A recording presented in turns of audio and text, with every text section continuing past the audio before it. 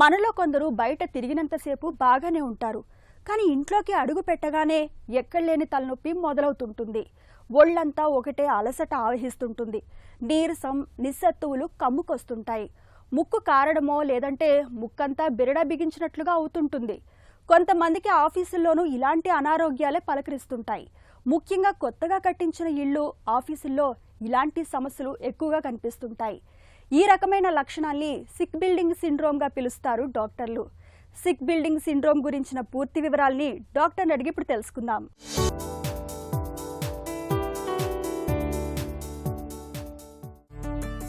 Sick building syndrome అంటే ఏంటి? ఇది కొందరిలోనే కనిపించడానికి కారణాలేంటి? సిక్ బిల్డింగ్ సిండ్రోమ్ ఎప్పుడు అంటామంటే, ఇంట్లో వాతావరణం సరిగ్గా లేనప్పుడు, సరైన క్రాస్ వెంటిలేషన్ లేనప్పుడు, వెలుతురు అవన్నీ సరిగ్గా రానప్పుడు, లేదా ఇంటి వాతావరణం లోపల ఎక్కువగా పొల్యూషన్ ఉండటం, అంటే పొగ అయితే ఏముంది, లేదా సమ్ కెమికల్స్ వాడటం ఏముంది వేరే వాటి కొరకు, లేదా ఎక్కువగా కార్పెట్స్ని వాటిని క్లీన్ చేయకుండా ఉండటము, లేదా ఏసీ యూజ్ చేసేవాళ్ళు ఏసీ ఫిల్టర్స్ యూజ్ చేయకుండా ఉండటం, ఈ అన్నిటి వల్ల కూడా ఇంట్లో మనం ఉంటున్న వాతావరణము కలుషితం అయిపోతుంది.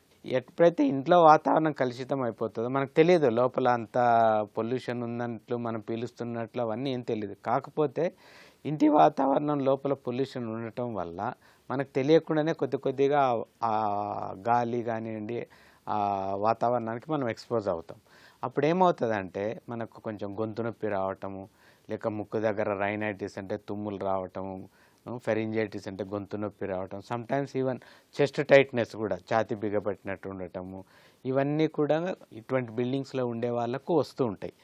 దీన్ని అందుకే మనం సిక్ బిల్డింగ్ సిండ్రోమ్ అంటారు. అంటే ఒకే వాతావరణానికి ఇద్దరు ఎక్స్పోజ్ అయినప్పుడు ఒకరికి బాడీ రియాక్షన్ ఎక్కువ ఉంటుంది, ఒకరికి తక్కువ ఉంటుంది. సో ఒకటే అలర్జెన్కు ఒక్కొక్కరు ఒకలాగా రియాక్ట్ అవుతూ ఉంటారు.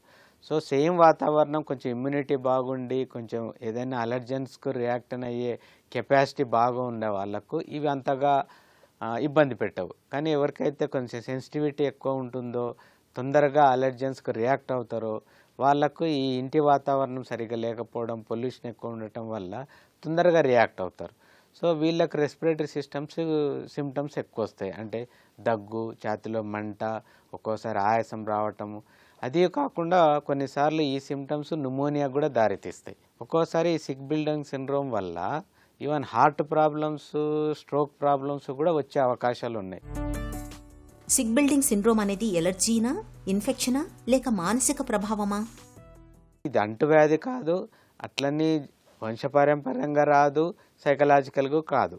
ఆ వాతావరణంకి ఎక్స్పోజ్ కావటం వల్ల, అంటే మెయిన్లీ నివసించే ప్రదేశము ఇండోర్లో వాతావరణం సరిగ్గా లేకపోవటం, అంటే ఆ వాతావరణంలో పొగ ఉండటము, పర్టికులేట్ మ్యాటర్స్ ఉండడము, లేదా కొన్ని రకాల కెమికల్స్, ముఖ్యంగా పెయింట్స్ అవన్నీ యూజ్ చేసినప్పుడు కొన్ని రకాల కెమికల్స్ ఆ ఇంటి వాతావరణంలో కలుస్తాయి. ఇవన్నీ కలిసినవి అక్కడ ఉండేవాళ్ళు, నివసించే వాళ్ళు పీల్చినప్పుడు వాళ్ళకు కొన్ని రకాల జబ్బులు వస్తాయి. ఇటువంటివి వచ్చిన జబ్బు ఉండడాన్ని మనం సిక్ బిల్డింగ్ సిండ్రోమ్ అంటాం. కాకపోతే ఇది సైకలాజికల్ కాదు, it is the real one only. AC గదుల్లో ఎక్కువసేపు పనిచేసే వాళ్లలో సిక్ బిల్డింగ్ సిండ్రోమ్ సమస్య ఎందుకు ఎక్కువ? ఏసీ వాతావరణం చాలా మంచిదే, కానీ దాని మెయింటెనెన్స్ కూడా అంత ఇంపార్టెంట్. ఏసీ వాతావరణంలో బయట నుండి పొల్యూషన్ తక్కువ ఉంటుంది. కాకపోతే లోపల ఉండేటివి డస్ట్ అయితే ఏముంది, కొన్ని మోల్డ్స్ అయితే ఏముంది, కొన్ని కెమికల్స్ అయితే ఏముంది, ఎఫెక్టివ్ ఫిల్టర్ ఆఫ్ ఏసీ ఉంటే అవన్నీ ఫిల్టరేట్ అయిపోతాయి. సో వాళ్ళకు ఎక్కువగా జబ్బులు రావు. కాకపోతే ఈ ఏసీ ఫిల్టర్ సరిగ్గా మెయింటైన్ చేయకుండా ఏసీని కంటిన్యూగా వాడుతూ ఉండటం వల్ల డెఫినెట్గా ఏసీలో కూర్చొని పనిచేసే వాళ్ళకు ఈ జలుబులు రావటము, దగ్గు పెరగటము, ఒక్కోసారి న్యూమోనియాలు రావటము, కొన్ని సందర్భాల్లో హైపర్ సెన్సిటివిటీ న్యూమోనైటిస్ అంటారు ఫిల్టర్ సరిగ్గా లేకపోతే. ఇది కూడా ఒక రకమైన ప్రమాదకరమైన లంగ్ జబ్బే. సో ఈ రకమైన జబ్బులు వచ్చే అవకాశాలు ఏసీ ఎక్కువ వాడుతున్న వాళ్ళలో ఉంటుంది. పెయింట్స్, పాలిష్లలో ఉండే రసాయనాలు ఊపిరితిత్తులపైన ప్రభావం చూపుతాయా? ఆ కొత్త బిల్డింగ్స్లో పెయింట్లు చేసి ఉంటారు, రకరకాల కెమికల్స్ స్ప్రే చేసి ఉంటారు, లేదా వుడ్ వర్క్ ఇంటీరియర్స్ కావాల్సిన కొన్ని కెమికల్స్ యూజ్ చేసి ఉంటారు. ఈవెన్ వుడ్ వర్క్ వల్ల వచ్చే వుడ్ పొట్టు వల్ల కూడా ఈ ఊపిరితిత్తుకు సంబంధించిన వ్యాధులు వస్తాయి. ఈ ఊపిరితిత్తుకు సంబంధించిన వ్యాధులు డెఫినెట్గా కొత్త ఇంట్లో కొత్తగా పెయింట్లు వేసినప్పుడు అప్పటిదాకా ఉన్న జబ్బులు కూడా ఉధృతం అవుతాయి. కాబట్టి పెయింట్స్, వుడ్ డస్ట్ ఇవన్నీ ట్రిగ్గర్స్ లాగానే మనం పరిగణించవచ్చు. సిక్ బిల్డింగ్ సిండ్రోమ్కు ఆస్తమా, సైనసైటిస్, మైగ్రేన్కి సంబంధం ఉందా? సిక్ బిల్డింగ్ సిండ్రోమ్ అనేది ఇంటి వాతావరణం, ఇంటి లోపల వాతావరణం సరిగ్గా లేకపోవటం. దీనివల్ల అప్పటిదాకా ఆస్తమా, క్రానిక్ బ్రాంకైటిస్ ఉన్న వాళ్ళకు ఉధృతమయ్యే అవకాశం ఉంది. కానీ అవన్నీ సేమ్ అయితే కాదు.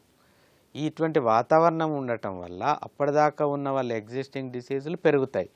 లేదా ఈ సిక్ బిల్డింగ్ అట్మాస్ఫియర్కి ఎక్స్పోజ్ అయిన వాళ్ళకు కొన్ని రకాల కొత్త జబ్బులు కూడా వస్తాయి. దాంట్లో ఒకటి బ్రాంకైటిస్, ఈ రైనైటిస్, ఫెరింజైటిస్, కొన్ని రకాల హార్ట్ డిసీజెస్ కూడా వస్తాయని చాలా సందర్భాల్లో సైంటిఫిక్గా నిరూపించడం అయింది. కాకపోతే ఇవి ఆస్మాకు దారి తీస్తాయా లేకుంటే క్రానిక్ బ్రాంకైటిక్ దారి తీస్తుందా సిక్ బిల్డింగ్ సిండ్రోమ్ అంటే అది చెప్పడం కష్టము.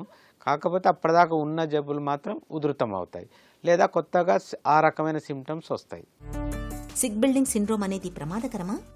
సిక్ బిల్డింగ్ సిండ్రోమ్ వాతావరణం వల్ల జనరల్గా ఎక్కువగా అఫెక్ట్ అయ్యేది పిల్లలు మరియు 50 సంవత్సరాలు పైబడిన వృద్ధులని చెప్పొచ్చండి. ఎందుకంటే వీళ్ళిద్దరిలో ఇమ్యూన్ పవర్ చాలా తక్కువ ఉంటుంది, పిల్లల్లో కానీ వృద్ధులలో కానీ. సో వీళ్ళకి ఎక్కువగా ససెప్టబిలిటీ లేదా వల్నరబిలిటీ అంటాం. ఈ సిక్ బిల్డింగ్ సిండ్రోమ్ వల్ల ఏమంటే సరైన ఆక్సిజన్ అందక ఈవెన్ పిల్లల్లో అయితే వాళ్ళ యొక్క రెస్పిరేటరీ సిస్టమ్, లంగ్స్ ఎదుగుదల కూడా కొంతవరకు ఆటంకం జరుగుతుంది. సో వాళ్ళ యొక్క రెస్పిరేటరీ సిస్టము, ఆర్గన్ డెవలప్మెంట్ అవన్నీ కూడా సిక్ బిల్డింగ్ సిండ్రోమ్ వల్ల కొంత ఎఫెక్ట్ అయ్యి ఫ్యూచర్లో వాళ్ళకు కొన్ని రకాల రెస్పిరేటరీ డిసీజెస్ వచ్చే అవకాశం ఉంది. ఈవెన్ వృద్ధులకు కూడా వాళ్ళ రెసిస్టెన్స్ పవర్ తక్కువ ఉండటం వల్ల ఆ సిక్ బిల్డింగ్లో ఉండే బూజ్ అయితే ఏముంది, లేదా కొంచెం ఫంగస్ అయితే ఏముంది, లేదా అక్కడక్కడ బ్యాక్టీరియా కూడా ఉంటుంది. ఆ బ్యాక్టీరియాలు కానీ ఇవన్నీ వాళ్ళకు పీల్చినప్పుడు వాళ్ళ ఊపిరితిత్తులలోకి పోయి ఎలాగో వాళ్ళకి ఇమ్యూనిటీ కొంచెం తక్కువ ఉంటుంది కాబట్టి అక్కడ వాళ్ళకు న్యూమోనియా లాంటివి దారితీసే అవకాశం ఎక్కువ ఉంటుంది. సిక్ బిల్డింగ్ సిండ్రోమ్తో బాధపడే వారి విషయంలో ఎలాంటి పరీక్షలు చేస్తారు? సిక్ బిల్డింగ్ సిండ్రోమ్కు అంటూ ప్రత్యేకంగా పరీక్షలు ఏమి ఉండవండి. ముఖ్యంగా ఇవి ఎక్స్పోజ్ అయిన వాళ్ళకు జనరల్గా వచ్చేది ఏంటంటే ముక్కు దిబ్బడేయటం, రైనైటిస్ లేదా గొంతు నొప్పి, ఫెరింజైటిస్, సమ్టైమ్స్ శ్వాసనాళాలు అంటే బ్రాంకైటిస్, ఇవన్నీ కూడా వచ్చే అవకాశం ఉంటుంది. దీంతోపాటు లంగ్స్లో న్యూమోనియా కూడా వచ్చే అవకాశం ఉంటుంది. సో ఇవి సస్పెక్ట్ చేసినప్పుడు మనము కొన్ని రకాల టెస్టులు చేస్తాం. ఇప్పుడు రైనైటిస్, సైనసైటిస్, ఫెరింజైటిస్ ఇవన్నీ ఏమో ఈ x ray of the nose and paranasal sinus అని ఎక్స్రే తీసి చూసి నిర్ధారణ చేస్తాము. ఒక్కొక్కసారి వాళ్ళకి ఆయాసంగా ఉంటే లంగ్ ఫంక్షన్ టెస్టింగ్ అని చేస్తాము. ఒక్కోసారి వాళ్ళకి న్యూమోనియా లేదా అప్పటిదాకా ఉన్న లంగ్ కండిషన్స్ ఎక్కువ అవడం ఏమైనా జరిగినట్లు అనిపిస్తే ఎక్స్రేలు కానీ సిటీ స్కాన్లు కానీ తీస్తాం. ఇవి కాకుండా ఇంట్లో అలర్జెన్స్ ఎక్కువ ఉన్నాయంటానికి అలర్జీ టెస్టులు, అంటే అలర్జీ లెవెల్కి సీరం ఐజీ అని కొన్ని రకాల అలర్జీ టెస్టులు, స్కిన్ టెస్టులు అవి కూడా చేసి మనము ఆ ఇంటి వాతావరణంలో ఏ రకమైన అలర్జెన్స్ ఉన్నాయని కూడా మనం డిసైడ్ చేయొచ్చు. సిక్ బిల్డింగ్ సిండ్రోమ్ని తగ్గించుకోవటం ఎలా? ఇంటి వాతావరణాన్ని మార్చుకోవాలా? సిక్ బిల్డింగ్ సిండ్రోమ్లో మెయిన్ వాతావరణమే అతి ముఖ్యమైనదండి. అక్కడ వాతావరణం కలుషితంగా ఉండటం వల్లనే ఈ రకమైన సిమ్టమ్స్ ఉంటాయి. కాబట్టి దానికి నివారణ చర్యలు ఏంటంటే వీలైనంత వరకు మనము ఇల్లు వాతావరణం శుభ్రంగా పెట్టుకోవడము, క్లీన్ చేసుకోవటము, కార్పెట్స్ లాంటివి ఉంటే వ్యాక్యూమ్ క్లీన్ చేసుకోవటము, ఇంట్లోకి ఎక్కువగా డస్ట్ రాకుండా కిటికీలు, తలుపులు వీలైనంత వరకు మూసుకొని ఉండటము, తడిగుడ్డతోన మొత్తం ఇంటి ఆ కప్బోర్డ్స్ అయితే ఏముంది, ఫర్నిచర్ అయితే ఏముంది తుడుచుకుంటూ ఉండటం, ఇవన్నీ పద్ధతులు పాటించడం వల్ల ఇంట్లో ఉండే కాలుష్యాన్ని మనం తగ్గించుకుంటాం. దాని ద్వారా ఈ సిక్ బిల్డింగ్ సిండ్రోమ్ సిమ్టమ్స్ మనం రాకుండా చూసుకోవచ్చు. ఇంకోటి ఇంకా ఇది పాత ఇండ్లు అయిపోయి కొంచెం మరీ బాగుపరచలేనంత స్థితిలో ఉన్నప్పుడు మాత్రమే మనము వేరే గదికి మార్చడం, వేరే ఇంటికి మార్చడం అన్నది ఆలోచించవచ్చు. అసలు విషయం ఏంటంటే ఇంట్లో ఉండే వాతావరణాన్ని శుభ్రం చేసుకోవటం. ఇల్లు మారడమే ఒక సొల్యూషన్ కాదు. ఎందుకంటే కొత్తగా మారిన ఇల్లులో కూడా మళ్ళీ దుమ్ము, ధూళి అవన్నీ ఉంటే కూడా సేమ్ సిమ్టమ్స్ ఉంటాయి. కాబట్టి ఇల్లు మారడం అనేదే టోటల్ పరిష్కారం కాదు. ఇంట్లో ఉండే వాతావరణాన్ని మనము శుభ్రపరచుకునేలా ప్రయత్నం చేయాలి. ఇళ్ళు, ఆఫీసుల్లో వాతావరణం మన ఆరోగ్యాన్ని పెంచేలా ఉండాలి. వాతావరణంలో స్వచ్ఛమైన గాలి, ధారాళంగా వెలుతురు ప్రసరించేలా జాగ్రత్తలు తీసుకోవాలి. అనారోగ్య లక్షణాలు ఎంతకీ తగ్గనప్పుడు ఆలస్యం చేయకుండా తగిన వైద్య సాయం పొందాలి.